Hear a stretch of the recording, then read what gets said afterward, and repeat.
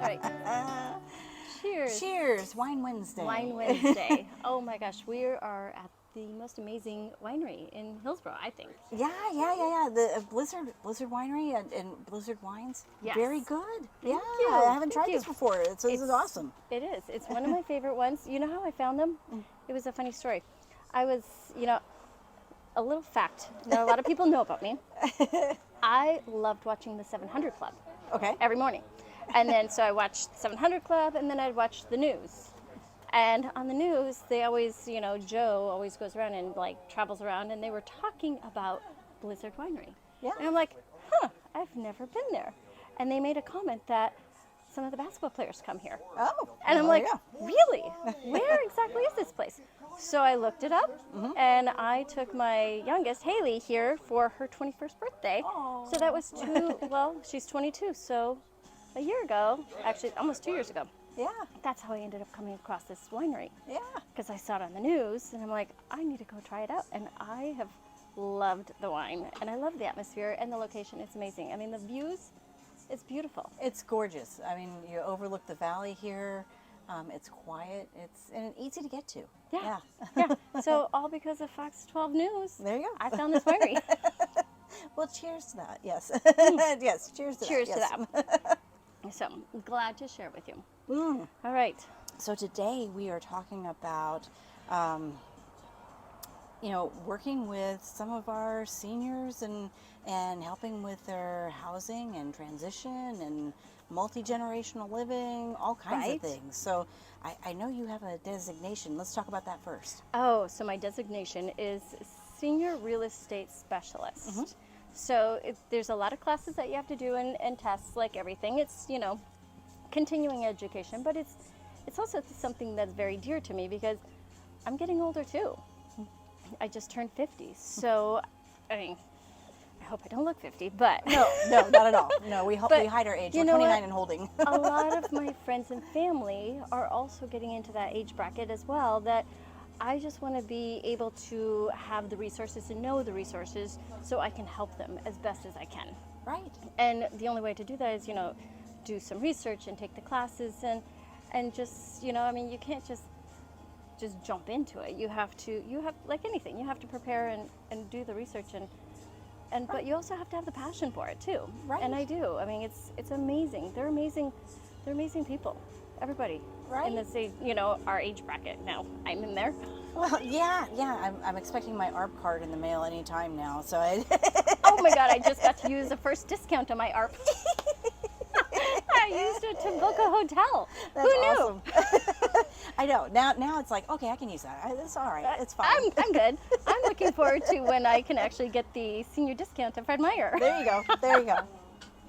Well, and with the multi-generational living, I know one of the stats that I was looking at, 48% of the households in the United States are paid in full. But the bulk of that is owned by the baby boomer generation and before that.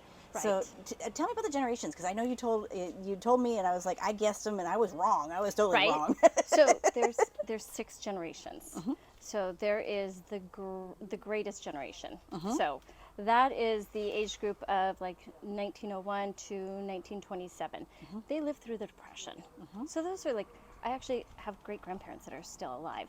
That would be them. Aww. So I mean they're the ones that they saved and saved and saved, and they're the ones that also probably have the coffee cans in the backyard filled with money, right, buried. And I had my own family. They would save things, and because you never know. Right. So 1,000 buttercups are super important because you never know when you might use those, so you don't throw anything away. Exactly. So then we have the silent generation, which I didn't really know that much about until I started doing some of the research. So they're just, they're the quiet ones that you kind of forget about them, and they're from 1928 to 1945. So still there's not a lot of talk about them at all. Hence the reason the silent generation, right? Right. And you think of, the very conservative group, based on the timelines of when they were growing up. This was, the suit and tie 1950s, businessman, working man kind of And the wife mentality. was, they came home and the wife was, it's like the Leave It to Beaver. Yes, that's a great explanation. And that's awesome. Bygone days, isn't that cool? Right. I mean, we're talking. I don't know how they survived without a microwave, being able to have TV dinners and And eat literally at 5 o'clock. right. I mean, Right. Who actually does that? Not I. Yes. No. And then we have our baby boomers. Okay. Everybody's heard about the baby boomers. I mean, that's all they seem like. All I ever remember hearing was the baby boomers. So I always thought they were the very first ones. Right. Because that's all I ever heard. But that's my parents. Right. So I mean, they're the freedom lovers. You can go outside and go play. They don't care just being by when the lights turn on the street lights. Right. Or I mean, they didn't have, I don't know. I mean, they cared, but they weren't worried. We didn't have to worry. No. Right? There's restrictions. There wasn't restrictions. You didn't have to worry about this kind of things. You could go and do whatever you want. You could go ride your bike to the next town. Mm-hmm. As long as you're home by dinner. Right. They didn't really care. And it's not like you didn't have phones back then or cell phones to see where they were. You just knew they were okay. Yeah. But that was also, the kids had respect too. They would tell their parents, hey, I'm going to go to Bobby Jean's house and play. And then that's where you were. And you had all those phone numbers memorized. Oh gosh, yeah. Yeah, I mean, I can still remember the phone number from when I was my childhood home. But at this time, somebody asked me, "What's the phone number to the office?" I'm like, "Ugh." Right, exactly. Yeah, I agree. So they're the borns between like 1946 and 1964. So there's and I noticed that they're like in 20-year blocks. Right. So each group is like a 20-year block. Then we have our Gen X. Yes. And they were, from 1965 to 1980. Right. So, Go Rebels. I'm a Gen X. You're a Gen X. Yep. Headbangers Ball. Yeah, all that. Exactly. MTV, Facts of Life. Right. Gilligan's Island. Oh, I mean, all those 80s shows. Weren't they great? They were amazing. I mean, I thought I was going to learn everything from those shows. Right.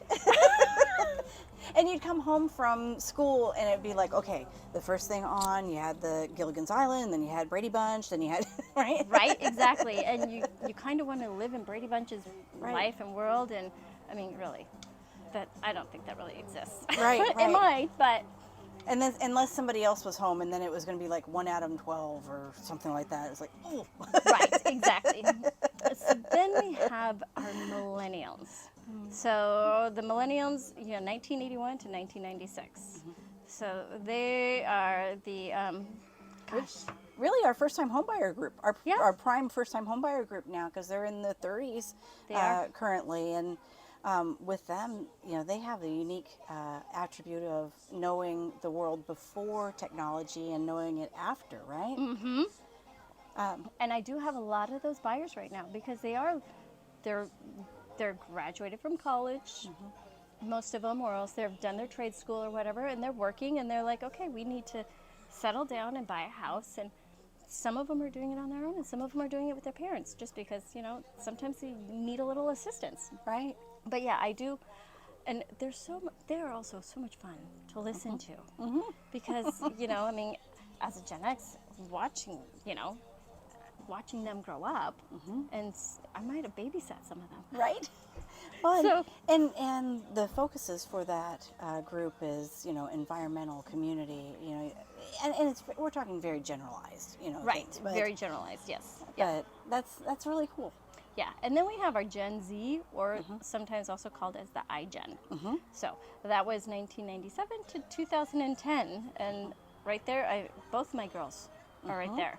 So I mean, and I can totally see that they grew did up it. with iPhones, iPads. Yeah, I mean, well, and I think both my girls, we had a rule: they couldn't have a phone until they turned 10. Double digits, you can have a phone. But we were also, I feel like the Gen X, or the millennials and the Gen X's, well, actually more Gen X's, were the helicopter parents. Because I kind of was like that with both my girls. It's like, okay, you can go, we'll go to the ocean, the beach, the lake. You cannot go past your ankles. Right? Right? I was terrified. Right. You can't, where exactly you're going to be. I want to know exactly where you're going to be, how long you're going to be there. I want to know their parents, their parents. I mean, I want to know all the information. I need even driver's license. Right. Well, and I think there was so much more on TV.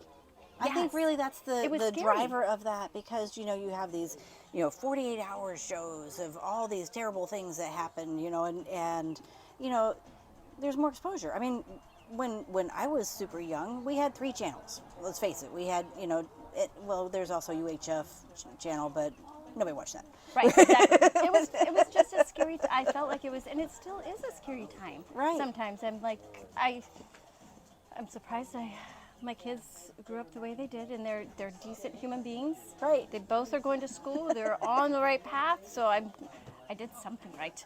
Cheers to Cheers that. to that. And then we have our alpha, which I didn't even know about the alpha until not just recently. So you said it today. I had no idea. I hadn't heard of it. Yeah, so those are the kids that literally are, been born from 2000 on, but I mean, they were born being on social media. I mean, their parents probably took a video and stuck it on Instagram Reels of their birth. They know nothing else but in front of an iPad, in front of a computer, and if we got stuck on something, we could ask them and they could fix it for us. Right. Right. Which is kind of scary that it's like, hey, I don't know how to, and I've had kids like, I don't know how to add music to my reels. And they're like, oh, you just do this, Auntie Tanya. I'm like, what did you just do? I'm like, wait, you have to show it. Slow down. Yes. Or they're texting like this, and I'm like, how do you do that so fast? I know. As I'm like doing my one peck at my computer or on my text, and I had to laugh. I had a support person with me, and he's like, well, you have to put in your password, and I'm in there. I'm like, okay, peck, and I can feel his eyes rolling behind my head. I'm like, I can tell that your eyes are rolling. I've almost got this. Right, exactly. Yeah, but you can hand it to your kid, and they can just like, oh, I already have your password. I already have this. And I'm like, then why did you force me to go through all that pain? Right. Well, and with the generations, a lot of times people are trying to age in place, and multi-generational homes are a thing now. So it is. Maybe talk about that a little bit. Oh yeah, so I just met this wonderful family the other day, because that's what they're looking for so it's the grandparents and the parents and the kids, and they're looking for multi-generational living, and they're looking for something where they have a full bedroom and a bathroom on the main floor, and the grandparents, they're maybe baby boomers, right? So they're not that, they're really not that old at all. They're just thinking ahead. They're thinking ahead, they're preparing and planning, but they're also, because now it's so difficult, because you almost have to have both parents working. Yeah. And it's hard and expensive to have childcare. So it's great to have grandparents living with them, because they can also help with childcare. Right. And I saw one thing, it was childcare, and it was like $1,200 a month for full-time childcare, and that was probably a really good deal. Right. It's just so expensive. And if you are going to pay something like that, why not pay it to your parents? You know that they did a great job with you, so they're going to do a great job with their grandkids. So, and then that's also giving them that extra funds as well, because most of the time they're retired, or they're living on a disability income, or some, their funds have been cut back. So then it helps them out, but it also helps you out. So it's looking for that multi-generational house that is big enough to have basically 2 sets of families in there. Right. And enough separation where everybody's comfortable. Right, you gotta exactly. have your own space, right? You do. You need to have your own space, and it's nice to have sometimes 2 family rooms, because then you've got 2 different families having 2 different living rooms, and you don't have TVs competing. Right. But they're okay with a shared kitchen, because I mean, they're all going to eat together anyway. Exactly. And again, who eats at 5 o'clock? When you're working until 5 o'clock, and you don't get home until 6 o'clock, and then Junior's got to go to soccer practice, and the little girl's got to go to ballet, and you're still not getting home until like 7 o'clock, 8 o'clock, and you still have to make dinner. So sometimes it's really nice, because your parents can have everything ready to go. You just come in, eat, and then you're off and doing the next thing. Exactly. And when the time comes that The family will need assistance, with care and so forth. I've even seen the reverse where they're able to get income for the care of their elderly parent or Right. grandparent. And it just helps offset some of those costs. It does, yeah. Because if you go into assisted living, I mean, on the cheap assisted living, 3,000 plus is expensive, So just being able to share the household expenses and income is really good. Yeah, it is. And then you have that that united family too. Yeah. Because it comes right back. I feel that there was a time, it was really strong with my parents and my grandparents. I remember spending almost every weekend. They lived in the same town with me, so I Right. would see them literally every day. Right. Or I'd ride my bike to them, and they might be 4 or 5 miles away. Right. But I would still go and see my grandparents, and it was no big deal. And you spent every holiday and everything, and then And you had sit-down dinners. yeah, oh No. gosh, I miss those. I The do. sit-down dinners, and and you're just grateful for the fact that you can all do that. And then as we got older, gosh, everybody gets so busy, and then they don't do that, and they kind of come away from that. So it's nice that it's coming. It's coming back. Yeah. It is. So it's like that rotate. It's like the seasons. Yes, we were talking about that. Yeah. Some of the generation, they say that it's seasonal, winter, spring, summer, fall, and then winter again. And we're seeing that the millennial generation is very similar to the greatest generation, the silent generation, in ideals and concepts and all. So that's actually really cool. Yeah, I think that is really cool because I do see that. I see how it's all just it's coming right back around. Right. But Yeah. that means there's more Gen Xers on the horizon, so we might be in trouble. True that. All right. Well, this is we're going to do a 3-part series, and this is part 1 of 3, talking about the generations and how your designation, how you are a specialist Yeah. in dealing with Because there's a lot. some of the transitions that need to happen. Yeah, there's a lot that goes into this. Right. It's not like any other transaction or any other I don't even know really what it's just different. Right. Well, and there's so many things to navigate, whether it be health insurance, taxes, Uncle Sam, Right. CPA, and we have all the resources to be able to put all that together. Right, we do. So And we become part of their family because Yeah. we are like, as they're trying to do everything, we're like, okay, here's your next step. right, You have your doctors, you have your attorney, you have your estate planner. right, You even have your own vet. Right. If you have pets. right. You also need your own, lender estate. and real estate agent, so that because we have the biggest financial part of it. Right. So, right. And and- making sure everything's secure and safe. Yes. Yeah. Exactly. So, All right. Well, cheers to part 1. cheers to part 1.